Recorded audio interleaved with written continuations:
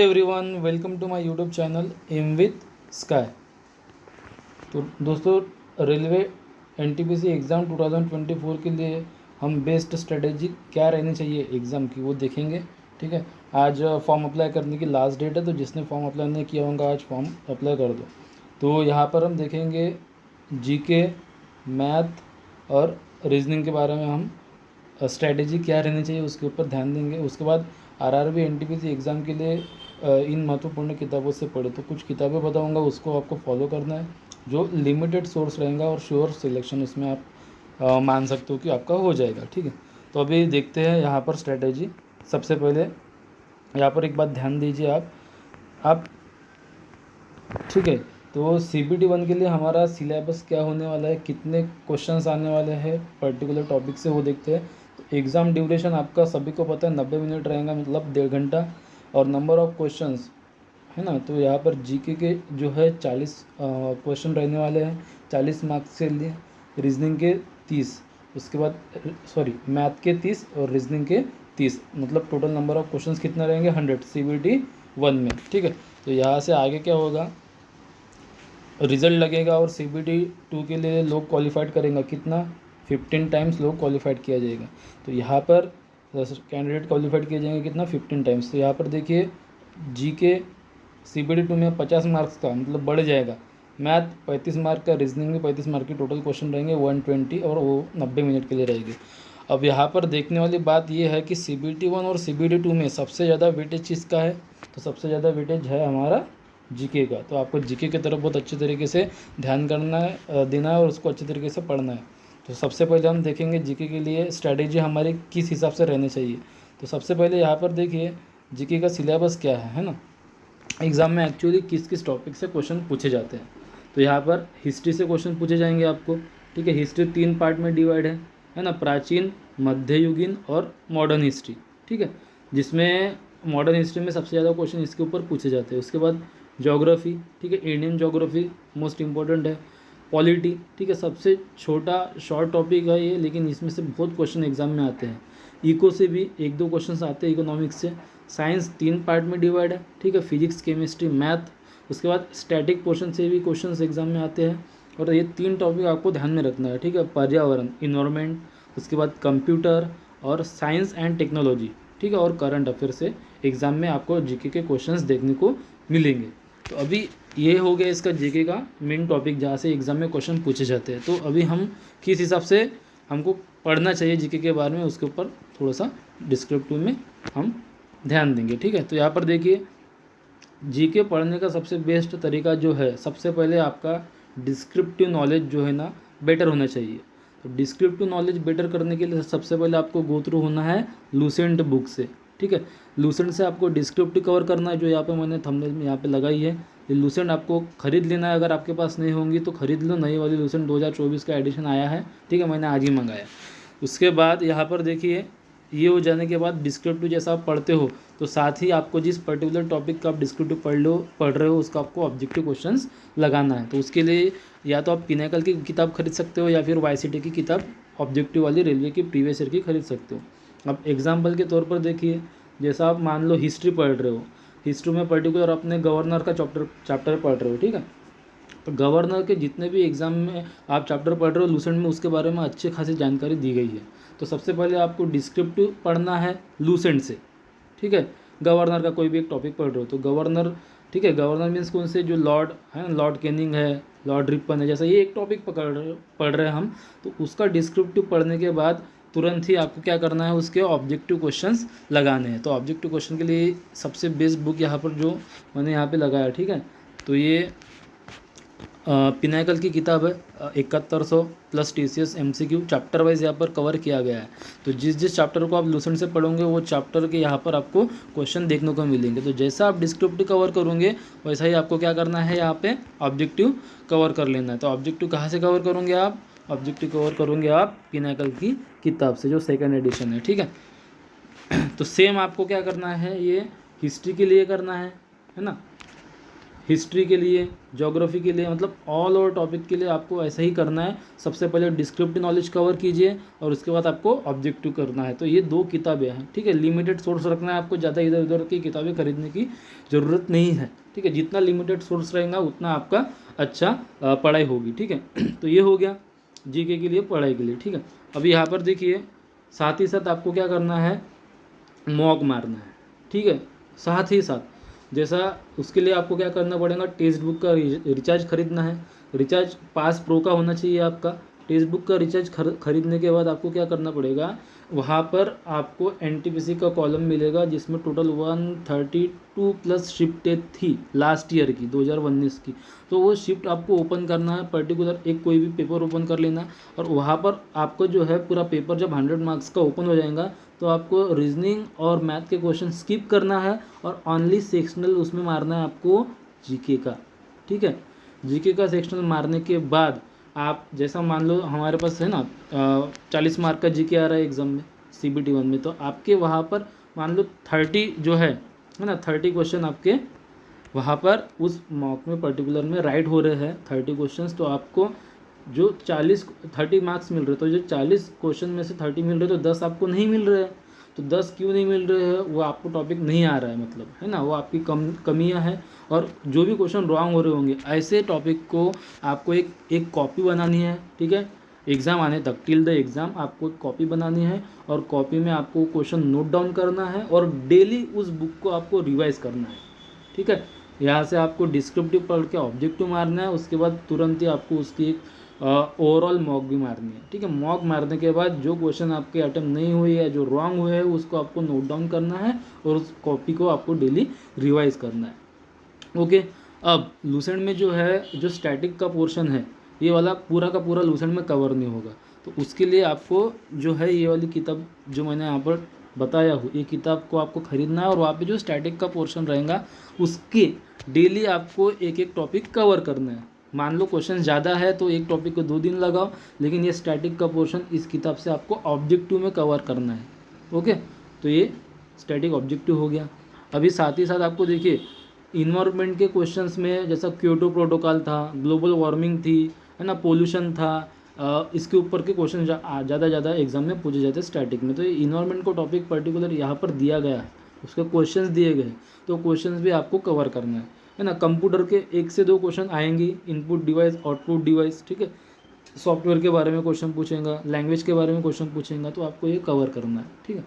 और यहाँ पर करंट अफेयर्स के लिए आपको कोई भी एक किताब खरीद लेनी है, जैसा स्पीडी हो गया, उसमें से आपको करंट अफेयर के टॉपिक डेली कवर करना। लेकिन इसको अभी से पढ़ने की ज़रूरत नहीं है, जब एग्ज़ाम को 2 महीने बाकी रहेंगे तब आपको ये करंट अफेयर कवर करना है, ठीक है। तो ये हो गया आपके लिए जीके की एग्जैक्टली परफेक्ट स्ट्रेटेजी, और इससे बाहर आपको ज़्यादा कुछ करने की ज़रूरत नहीं है, ठीक है। ये लिमिटेड सोर्स है और ऐसा ही आप फॉलो कीजिए, डेफिनेटली आपका रिजल्ट आएगा, ठीक है। अभी आगे देखते हैं अपन, ठीक है। ये एक किताब है, ठीक है। उसके बाद ये एक किताब है ना। क्या करना है, सबसे पहले आपको डिस्क्रिप्टिव पढ़ना है और साथ ही साथ जैसा उस टॉपिक का डिस्क्रिप्टिव कवर होता है आपको सेम उसी दिन ऑब्जेक्टिव कवर करना है। और यहाँ पर एक सेक्शनल मॉक मारनी है डेली और स्टैटिक को डेली पढ़ना है, ठीक है। इतने में आपका जीके कवर हो जाएगा। अभी आते हैं मैथ की तरफ, ठीक है। देखिए अब मैथ में सबसे इम्पोर्टेंट जो है, ठीक है, मैथ के कितने क्वेश्चन रहेंगे हमको, CBT 1 में 30 क्वेश्चन, ठीक है। अब इसको हम मेनली 2 पार्ट्स में डिवाइड कर सकते हैं। एक अरिथमेटिक है और दूसरा एडवांस मैथ है। तो SSC में एडवांस मैथ के ऊपर ज़्यादा भर दिया जाता है, लेकिन रेलवे में एडवांस मैथ के ऊपर ज़्यादा भर नहीं रहता है। ज़्यादा से ज़्यादा आपको अरिथमेटिक के ऊपर क्वेश्चंस पूछे जाते हैं, ठीक है। अभी अरिथमेटिक के लिए देखो, सबसे सही बात मैं आपको बताऊंगा, जितना आप खुद के ऊपर वर्क करोगे इधर उधर के वीडियो देखने से अच्छा, तो उतना आप जो है खुद को इम्प्रूवमेंट कर सकोगे इतने कम दिनों में। क्योंकि नॉर्मली आपको पता है आपकी एग्ज़ाम जो है 2025 में 4थे महीने में स्टार्ट होने वाली है NTPC की, है ना। तो NTPC की एग्ज़ाम 4थे महीने में 2025 में स्टार्ट होने वाली है। तो ज़्यादा इधर उधर हमारे पास समय है नहीं, तो इसलिए खुद के ऊपर ज़्यादा वर्क करो ये समय पे, तो वो बेटर रहेगा। तो इसके लिए हमको कौन सी किताब पढ़नी पड़ेगी, तो आदित्य रंजन सर की जो 4000 वाली किताब है ना, 4000 प्लस क्वेश्चन, ये जो मैंने आप लगाया है, ये वाली किताब आप खरीद लो। ठीक है। मैंने बहुत जो है रिसर्च करके आपके सामने मैं किताब ला रहा हूँ, तो आपको उसी को मेरे हिसाब से करना चाहिए, ठीक है। तो रेलवे गणित की ये वाली किताब है आदित्य रंजन सर की। हो सकता है नेक्स्ट वीडियो में इन तीनों चारों बुक का मैं रिव्यू कर दूँ, ठीक है, तो आपके लिए फ़ायदेमंद रहेंगे। तो जैसा आप समझ लो कोई भी एक चैप्टर, जैसा टाइम एंड वर्क कर रहे हैं हम, है ना, टाइम एंड वर्क। तो टाइम एंड वर्क को आपको 2-3 दिन में अगर वो टाइम एंड वर्क कंप्लीट हो जाता है, तो 2-3 दिन में जैसा क्वेश्चन कंप्लीट हो जाते हैं आपको इस बुक से, पर्टिकुलर इस बुक से। ध्यान में रखना, बुक में इतनी बुक अच्छी है कि यहाँ पर लिमिटेड क्वेश्चंस है, और ये बुक आपको चैप्टर वाइज के साथ साथ टाइप वाइज दी गई है, ठीक है। ये मतलब रैंडम टॉपिक्स नहीं है, इसमें आपको टाइप वाइज क्वेश्चन देखने को मिलेंगे, तो आपको वो ध्यान में रखना है, ठीक है। अभी यहाँ पर देखिए, जैसा आप टाइम एंड वर्क, मैं एक कोई भी एग्जांपल लिया, टाइम एंड वर्क आप कवर कर रहे हो इस बुक से 2-3 दिन में, तो डायरेक्ट आपको क्या करना है, टेक्स्ट बुक में जाना है ये चैप्टर क्लियर होने के बाद, और आपको उससे टेक्स्ट बुक से चैप्टर वाइज मॉक का एक ऑप्शन मिलेगा, वहाँ से आपको टाइम एंड वर्क के क्वेश्चन लगा लेने हैं कम्प्लीटली, ठीक है। और साथ ही साथ जैसा आप एक दिन में 1-1.5 घंटा मैथ को दे रहे हो, तो उसके साथ साथ आपको एक चैप्टर, जैसा आप चैप्टर एक दिन मार लिए, ठीक है, साथ में आपको एक अलग से सेक्शनल मॉक के लिए समय निकालना है, जैसा कि मैंने जीके के लिए बताया, ठीक है। सेक्शनल मॉक में आपको क्या करना है, पास प्रो में जाना है, वहाँ से एनटीपीसी प्रीवियस ईयर क्वेश्चंस में जाना है, वहाँ से आपको क्या करना पड़ेगा, फुल लेंथ मॉक ओपन करना है, और वहाँ पर जीके और रीजनिंग के क्वेश्चन स्किप करके आपको क्या करना पड़ेगा, वहाँ पर ओनली उस में से मैथ के क्वेश्चन आपको कवर करना है, ठीक है। अभी मेनली मैथ के कितने क्वेश्चन रहेंगे आपके वहाँ पे, 30 क्वेश्चन, ठीक है। कितने क्वेश्चन रहेंगे, 30 क्वेश्चन। अब 30 में से हमारे कम्प्लीटली तो अटेम्प्ट नहीं होंगे, मान लो 20 अटेम्प्ट हो रहे हैं, 25 अटेम्प्ट हो रहे हैं, तो जो क्वेश्चन छूट रहे हैं या जो रॉन्ग हो रहे हैं, जो हम अटेम्प्ट नहीं कर पा रहे या जिसमें तुक्का लगा रहे हैं, ऐसे क्वेश्चन के लिए आपको फिर से यहाँ पर जैसा जीके के लिए बुक बताया, वैसे ही मैथ के लिए आपको एक बुक बनाना है, और उस बुक में आपको उस क्वेश्चन को नोट डाउन करके रखना है, पर्टिकुलर कौन सा टॉपिक है, कौन सा टाइप है जो आपको नहीं आ रहा है। ऐसा करते करते आपको डेली मॉक मारना है सेक्शनल, और उसके क्वेश्चन आपको नोट डाउन करना है। आने वाले कुछ महीने में आपके पास खुद के बेस्ट नोट्स रेडी हो जाएंगे, जो क्या होंगे, आपकी कमियां होंगी, और उस कमियों के ऊपर आप उसको डेली रिवाइज करोगे, डेली उसकी प्रैक्टिस करोगे, तो आने वाले समय में आपकी कमियां इतनी क्लियर हो जाएंगी कि आपके मॉक में मार्क्स बढ़ने लगेंगे। तो आपको इसके ऊपर ज़्यादा ध्यान देना है, ठीक है। आप प्रैक्टिस तो कर रहे हो, लेकिन आपको मॉक मारना ही है, इस बात को आपको ध्यान में रखना है। इसमें आपको मिक्स क्वेश्चन मिलेंगे, तो मिक्स क्वेश्चन में सभी चैप्टर आपके क्लियर भी हो जाएंगे। ऐसा मत सोचना कि मेरा कंप्लीट ही होने का है तो मैं टेस्ट मारूँ कि नहीं मारूँ, आपको मारना है, डेली मारना है। और इसके जो भी नोट्स तैयार होंगे आने वाले 2-3 महीने में, ये आप डेफिनेटली आपके लिए बहुत फ़ायदेमंद होने वाले हैं। एग्ज़ाम आने तक मेरे हिसाब से टिल CBT 1 और CBT 2 के लिए वो आपके लिए बहुत फ़ायदेमंद होंगे। तो इसीलिए ये नोट्स आपको तैयार करके रखना है, डेली मॉक मारना है, जो क्वेश्चन नहीं अटेम्प्ट हो रहे उसकी आपको जो है नोट्स बना के रखना है, और उसको डेली रिवाइज करना है, ठीक है। अब साथ ही साथ जैसा आप मैथ चालू कर रहे हो पढ़ाई करने के लिए, तो देखो मैथ में क्या होता है, हमारा कैलकुलेशन बहुत स्लो होता है, जिस कारण हम एग्जाम में पूरे क्वेश्चन अटेम्प्ट नहीं कर पाते। तो अभी से हमको कैलकुलेशन क्या करना पड़ेगा, कैलकुलेशन बूस्ट करना पड़ेगा। तो कैलकुलेशन बूस्ट करने के लिए हमको क्या करना है, जैसा ही आप मैथ के लिए पढ़ाई करना स्टार्ट करोगे, तो सबसे पहले आपको कैलकुलेशन से स्टार्ट करना है। तो उसमें क्या करोगे आप, सबसे पहले 11 से लेकर के 30 तक आपको टेबल लर्न करना है। अब एकदम से तो होंगी नहीं, सबसे पहले आप 11 से लेकर के 20 तक करो, है ना। 19 का पढ़ा किसी को नहीं आता, किसी को 18 का नहीं आता है, तो वो पूरे लर्न करना है आपको, डेली लिखना है आपको। इसके लिए अलग से आधा घंटा निकालना है, और 11 से लेकर के 20 तक टेबल लर्न हो जाएंगे। उसके बाद आपको क्या करना है, वो 30 तक कवर करना है। उसके बाद देखो यहाँ पर पाइथागोरस के ट्रिपलेट्स आते हैं, जैसा है ना, ट्रिपलेट्स जोड़ी आपको पता है जो बनती है 3 4 5, है ना, 5 12 13, उसके बाद 7 24 25, ये आपको पता होगा। तो ये ट्रिपलेट्स जो है ना एग्जाम में काम आते हैं, तो वो ट्रिपलेट्स आपको डेली लिखना है। उसके बाद 1 to 60 स्क्वायर आपको क्या करना पड़ेगा, लर्न करना है, और डेली लिख के देखना है, लर्न करना है, डेली लिख के देखना है, ठीक है। ये आपको रीजनिंग में भी मोस्ट काम आएंगे। उसके बाद 1 to 30 आपको क्यूब लर्न करना है, आपको क्यूब लर्न होने चाहिए। बहुत सारे लोगों को ये पता नहीं है कि वो एग्ज़ाम में फिर क्यूब निकालते बैठते हैं, तो ऐसा नहीं करना है आपको, ठीक है। उसके बाद डेली 10 एडिशन और 10 मल्टीप्लिकेशन, आपको डेली कोई भी नंबर लेना है और उसके आपको एडिशन और मल्टीप्लिकेशन करना है। ये आपको काम जो है एग्ज़ाम आने तक कैलकुलेशन का डेली करना है, ठीक है। साथ ही साथ जो है अभी देखिए 100 पेज की आपको एक कॉपी और बनानी है, जिसमें आप क्या करोगे, सभी चैप्टर के, चाहे वो एडवांस रहो या फिर अरिथमेटिक रहो, उसके आपको प्रॉपर जो है छोटे छोटे फार्मूलाज लिख के रखना है, सभी टाइप वाइज। ठीक है, टाइप वाइज वो फार्मूलाज लिख के रखना है। जैसा मेंसुरेशन के फार्मूले बहुत लोगों को लर्न नहीं रहते, है ना। उसके बाद ट्रिग्नो के फार्मूले लर्न नहीं रहते, अलजेब्रा के फार्मूले लर्न नहीं रहते, ज्योमेट्री के फार्मूले लर्न नहीं रहते। मान लो कोई आप प्रॉफिट एंड लॉस कर रहे हो तो उसके कुछ कुछ ऐसी चीज़ें रहती है जो लर्न करना पड़ता है। जैसा आप ये कर रहे हो, क्या बोलते हैं उसको, कंपाउंड इंटरेस्ट, है ना, CI SI, तो उसके आपको फॉर्मूले लर्न नहीं रहते। तो पर्टिकुलर क्या कीजिए, एक 100 पेजेस की कॉपी बनाइए और पूरे फॉर्मूले वहाँ पर जो भी एग्ज़ाम में हम सॉल्व करते हैं उसको, एग्ज़ाम में सॉल्व करते समय जो भी क्वेश्चंस आते हैं उसके फार्मूलेज आपको पूरे के पूरे कॉपी में लिखना है और उस कॉपी को भी आपको डेली रिवाइज करना है। ठीक है, तो कितनी कॉपियाँ होगी, सेक्शनल मॉक की एक कॉपी, ठीक है, और उसके बाद मैंने आपको क्या बताया, फार्मूलेज की कॉपी जो खुद की आपकी हैंडमेड रहेगी। कोई किताब इधर उधर से खरीदने की ज़रूरत नहीं है। जितना आप खुद के ऊपर वर्क करोगे, ध्यान में रखना, उतना ही आप में इम्प्रूवमेंट होगा। ठीक है, तो ये हो गया आपके लिए मैथ की स्ट्रेटेजी। मेरे हिसाब से आप इसको फॉलो करेंगे तो डेफिनेटली आपको इसमें फ़ायदा मिलने वाला है। अब रीजनिंग के लिए देखो, अब रीजनिंग के लिए मैंने कोई भी किताब यहाँ पर सजेस्ट नहीं किया, क्योंकि मैं एक आपको यूट्यूब चैनल बताने वाला हूँ जो बहुत काफ़ी अच्छा पढ़ाते हैं, बलराम सर। ठीक है, अब बलराम सर रीजनिंग करके एक यूट्यूब चैनल है, आपको आप यूट्यूब सर्च करोगे तो आपको मिल जाएगा।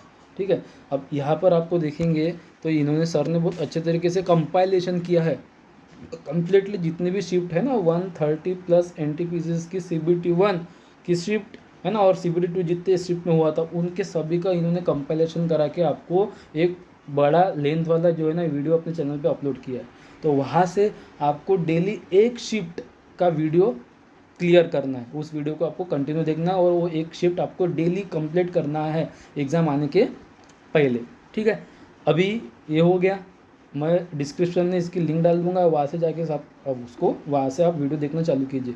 ठीक है, जैसा NTPC का क्लियर हो जाएगा, वहाँ पे सर ने ग्रुप डी का भी डाला है, साथ ही साथ उन्होंने RPF ऐसा का भी डाला है ना, और JEE का भी डाला है। तो जितने भी रेलवे के एग्ज़ाम में जो भी आपको रीजनिंग देखने को मिलती है, यहाँ से आप क्लियर कर सकते हो, कोई किताब खरीदने की ज़रूरत नहीं है।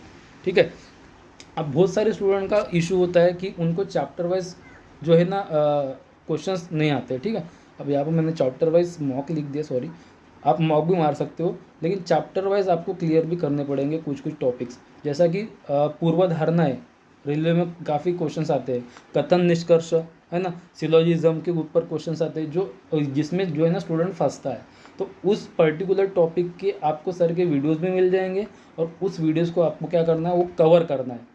हो सकता है किसी किसी का ये टॉपिक स्ट्रांग हो, लेकिन मे बी बहुत सारे लोगों का ये टॉपिक वीक होता है, तो इसकी आपको अभी से ही प्रैक्टिस करना है, क्योंकि ये एग्जाम में CBT 1 में भी रहेगा और CBT 2 में भी रहेगा। मेनली जो स्टूडेंट NTPC में फोकस कर रहे हो, मैं उनको ये खास करके बता रहा हूँ। बाकी ग्रुप डी वगैरह में भी रहने वाला है, LP में भी रहने वाला है, लेकिन ये टॉपिक आपको मेनली NTPC के लिए क्लियरिज करना है। ठीक है, पूर्वधारणा है, कथन निष्कर्ष है। साथ ही साथ भी मान लो जिसका अल्फ़ाबेट सीरीज आती है, वो कभी कभी किसी का वीक होता है, तो अल्फ़ाबेट सीरीज आप क्लियर कीजिए। उसके बाद नंबर सीरीज भी बहुत जो है क्वेश्चंस आते हैं, वो भी क्लियर कीजिए। और यहाँ पर देखिए, जिनका क्लॉक में प्रॉब्लम है, जिनको क्लॉक के क्वेश्चंस नहीं आते हैं, है ना, और जिनको कैलेंडर के क्वेश्चंस नहीं आते, आप सर से कवर कर सकते हो, या फिर आप जिसको फॉलो कर सकते हो उनको आप तो कवर कर सकते हो चैप्टर वाइज। लेकिन यहाँ पर ये सेक्शनल के लिए, सॉरी, कंप्लीटली जो कंपाइलेशन है यहाँ से ही आपको करना है। ठीक है, जैसा कि मैंने आपको रीजनिंग GK के लिए और मैथ के लिए बताया, है ना, सेम आपको क्या करना है, यहाँ पर सेक्शनल मॉक मारना है रीजनिंग की। ठीक है, फिर से आप टेक्स्ट बुक में जाओगे, पास प्रो ओपन करोगे, NTPC सिलेक्ट करोगे, फुल लेंथ मॉक को ओपन करोगे, GK के क्वेश्चन हटाना है, मैथ के क्वेश्चन हटाना है और सीधा रीजनिंग के क्वेश्चन अटेंड करना है। रीजनिंग के क्वेश्चन कितने रहेंगे आपके, 30। मान लो आप 20 अटेम्प्ट कर रहे हो, मतलब 10 आपको नहीं आ रहे हैं, तो उन क्वेश्चन को आपको एक कॉपी बनाना है, उस क्वेश्चन की आपको उसको नोट डाउन करना है, जो आपके रॉन्ग हुए, जो अटेम्प्ट नहीं हुए, या फिर जिसमें आपने तुक्का मारा हो, और उस कॉपी को आपको डेली जो है रिवाइज करना है। डेली आने वाले 3-4 महीनों में आपके पास बहुत प्रॉपर ज़बरदस्त नोट्स हो जाएंगे। जो आपकी कमियाँ रहेंगी, जो कमियाँ रहेंगी वही उस कॉपी में नोट डाउन रहेंगी, उसको आपको डेली रिवाइज करना है। ठीक है, तो ये हो जाएगा रीजनिंग के लिए। अभी 6 डे आपको क्या करना है, पढ़ाई करना है। और संडे का एक कोई भी आप डे डिसाइड कर सकते हो, जरूरी नहीं है कि संडे ही है, नॉर्मली संडे का मैंने यहाँ पर पकड़ा हूँ। ठीक है, संडे में आपको क्या करना है, आपको वीकली मॉक मारना है, ठीक है। ये तो वीकली अभी फ़िलहाल में समय ज़्यादा है इसलिए बोल रहा हूँ मैं, जैसा जैसा समय जो है, तो जैसे जैसे हमारा समय जो है एग्ज़ाम के पास आते जाएगा, वैसे आपको वीकली 2 मॉक मारना है, 3 मारना है, 4 मारना है ना, जैसा आपका सिलेबस कवर होता है वैसे वैसे। तो अभी फ़िलहाल में हम वीकली मॉक मारेंगे। अब मॉक मारने के लिए मार्केट में बहुत सारे ऐप अवेलेबल है, तो मैंने अभी आपको क्या बताया, टेक्स्ट बुक। तो टेक्स्ट बुक के लिए आपको इसका सब्सक्रिप्शन लेना है, पासबुक प्रो वाला। और आपको जैसा मैंने सेक्शनल मॉक बताया ना, वैसा वहाँ पे जो फुल लेंथ मॉक है, वो फुल लेंथ मॉक आपको मारना है। सेक्शनल में अलग अलग मारना पड़ता है, और यहाँ पे आपको फुल लेंथ मॉक कम्प्लीटली, ठीक है, फुल लेंथ मॉक क्या करना है आपको, मारना है ना। फुल लेंथ मॉक जब आप मारोगे तो आपको मेनली मैथ के टॉपिक, ठीक है, तो फुल लेंथ मॉक में आपको जैसा जीके का जो है, सॉरी मैथ का, जीके का और रीजनिंग का 90 मिनट का आपको एग्ज़ाम का ड्यूरेशन रहता है। तो आप क्या कीजिए यहाँ पर है ना, 80 मिनट पकड़ के आपको एग्ज़ाम, 80 मिनट में आपका पेपर क्लियर होना चाहिए, कम समय दो आप, है ना। और उसमें आपको कम से कम मिनिमम आके 2 जो है वहाँ पे राउंड होने चाहिए, है ना। एग्ज़ाम में जब आप रहोगे, वीकली मॉक मारोगे तो आपके 2 राउंड मिनिमम होने चाहिए। अब मान लो इसमें आपने क्वेश्चन अटेम्प्ट कर लिए और पेपर कंप्लीट हो गया आपका, और आपको आउट ऑफ 100 60 मार्क्स आए, 60 मार्क्स आए, बराबर है। तो 40 मार्क्स आपको नहीं आए, मतलब 40 जो क्वेश्चन के टॉपिक थे, चाहे वो मैथ रहो, रीजनिंग रहो या जीके रहो, आपका क्या होगा, वीक होगा। तो इसके लिए भी एक पर्टिकुलर आपको क्या करना है, कॉपी बनाना है मॉक वाली, और उसका जैसा ही आपने मॉक मारे उसका तुरंत आपको एनालिसिस करना है, इसमें ढील नहीं देना है आपको, तुरंत एनालिसिस करना है। और जो क्वेश्चन आपके 40 अटेम्प्ट नहीं हुए, मैंने एग्जांपल लिया हूँ, 40 अटेम्प्ट नहीं हुए, उसको आपको वहाँ पे नोट डाउन करके रखना है, चाहे जीके के रहो, मैथ के रहो, रीजनिंग के रहो, और उस पर्टिकुलर कॉपी को आपको डेली रिवाइज करना है। अब मैंने जैसा जीके और मैथ और रीजनिंग के लिए अलग अलग सेक्शनल मॉक बताया, तो वहाँ पे आप हो सके तो स्टार्टिंग से स्टार्ट करना, और जो फुल लेंथ मॉक है ना, एकदम लास्ट डेज की स्टार्ट करना, पीछे से स्टार्ट करते हुए आना। नहीं तो क्या होगा, आपका जीके ऑलरेडी मॉक मारा होगा, मैथ ऑलरेडी मॉक मारा होगा और रीजनिंग ऑलरेडी मारा होगा, तो वो क्या हो जाएंगे, क्वेश्चन आपको पूरे के पूरे आ जाएंगे, है ना। तो इसलिए जब ये मॉक मारोगे तो एकदम लास्ट से मॉक स्टार्ट करते हुए पहले तक आना, और जो सेक्शनल मॉक मारोगे वो पहले से चालू करना है, ठीक है। तो ये हो गया फुल लेंथ मॉक के बारे में, है ना। आपको क्या करना है, कॉपी बनाना है फुल लेंथ मॉक की, और जो भी क्वेश्चन आपके अटेम्प्ट नहीं हुए या फिर जो रॉन्ग हुए उसको आपको क्या करना है, नोट डाउन करके रखना है, और इस कॉपी को आपको वीकली रिवाइज करना है, ठीक है। तो इतना मेरे एंड से आपके लिए, मेरे हिसाब से ये स्ट्रैटेजी सफिशिएंट रहेंगी, ठीक है। ज़्यादा कुछ मैंने बताया नहीं, बहुत इजी स्ट्रैटेजी है ना। अगर आप इसको, अभी देखो हमारे पास जो है 6 महीने का समय है, तो ये सफिशिएंट समय होता है कोई भी एग्ज़ाम की तैयारी करने के लिए, और ख़ास करके रेलवे के लिए, है ना। तो आप इतना अगर कवर कर लेते हो तो डेफिनेटली आपका CBT 1 और CBT 2 अच्छे मार्क्स से क्लियर हो जाएगा, ठीक है। मेनली यहाँ पर देखिए मैंने, है ना, आपको ये बताया कि कितने कितने मार्क्स के क्वेश्चन रहने वाले हैं। तो यहाँ पर अगर मैं समराइज़ करूँ आपको, तो सबसे ज़्यादा आपका इम्पोर्टेंट टॉपिक कौन सा रहने वाला है, हाँ, जीके, क्योंकि CBT 1 में 40 और CBT 2 में 50, तो इसके ऊपर आपको ज़्यादा से ज़्यादा कवर करना है। आप बोलोगे कि सर पर्टिकुलर जीके के लिए अलग से अच्छे से स्ट्रैटेजी बताओ, तो मैं उसके लिए भी अलग से वीडियो बना दूंगा। और जो बुक्स मैंने बताया, ठीक है, हो सके तो आप बुक्स वो ख़रीद लो और उसी से आप प्रैक्टिस करो। जितना ज़्यादा लिमिटेड आप सोर्स रखोगे ना, उतना अच्छा होगा। इधर उधर से नोट्स लाने की कोई ज़रूरत नहीं है। और इसका यूट्यूब चैनल देख लूँ, उसका यूट्यूब चैनल देख लूँ, वहाँ से मैं कवर कर लूँ, कोई इंपॉर्टेंट नहीं है। जिसको फॉलो कर रहे हो उसी से आप उसी को फॉलो करो, सब अच्छा पढ़ाते हैं। जिससे बॉन्डिंग बनी है हमारी ऑलरेडी, उसी से आपको वीडियोस देखना है अगर आप देखना चाहते हो तो, नहीं तो आप खुद के सेल्फ स्टडी कीजिए, ठीक है। अभी यहाँ पर आपको ध्यान में रखना, कोई भी अलग से कोई जो है ना, आपको पेड कोर्स ख़रीदने की ज़रूरत नहीं है, हाँ। और यहाँ पर और एक बात मैं बताना भूल गया, ठीक है, मेनली यहाँ पर जो साइंस का टॉपिक है ना, जो NTPC के लिए देख रहे हैं ये वीडियो, तो साइंस का जो टॉपिक है यहाँ पर ज़्यादा डीपली क्वेश्चन नहीं पूछे जाते, जैसा ग्रुप डी में पूछा जाता है और रेलवे में पूछा जाता है, वैसा NTPC में इतने डीपली क्वेश्चंस नहीं पूछे जाते हैं। आप इस कॉपी से, इस बुक से कवर कर लोगे तो सफिशिएंट रहेगा, ठीक है। लेकिन आप ग्रुप डी वगैरह के लिए पढ़ाई कर रहे होंगे, एएलपी के लिए, टेक्नीशियन के लिए, जेई के लिए पढ़ाई कर रहे होंगे, तो आप पर्टिकुलर एक साइंस की अलग किताब आती है, वो किताब से भी आप कवर कर सकते हो। ओनली अगर आप एनटीपीसी के स्टूडेंट हो तो इस किताब से वो चैप्टर कवर हो जाएंगे, है ना। यहाँ से डिस्क्रिप्टिव लूसेंट से आपको डिस्क्रिप्टिव कवर करना है और यहाँ से ऑब्जेक्टिव। तो ठीक है, आज के लिए इतना ही रखते हैं, मिलते हैं नेक्स्ट वीडियो में। तो आप तब अगर मेरा वीडियो आपको अच्छा लग रहा है तो आप उसको क्या कीजिए, सब्सक्राइब कीजिए, ठीक है, लाइक कीजिए, कमेंट कीजिए और शेयर कीजिए। जितना ज़्यादा आप शेयर करेंगे उतना मुझे मोटिवेट मिलेगा और उतना अपना चैनल ग्रो करेगा और सब्सक्राइबर भी बढ़ेंगे। तो आप अपना ध्यान रखिए, मिलते हैं नेक्स्ट वीडियो में, तब तक के लिए बाय।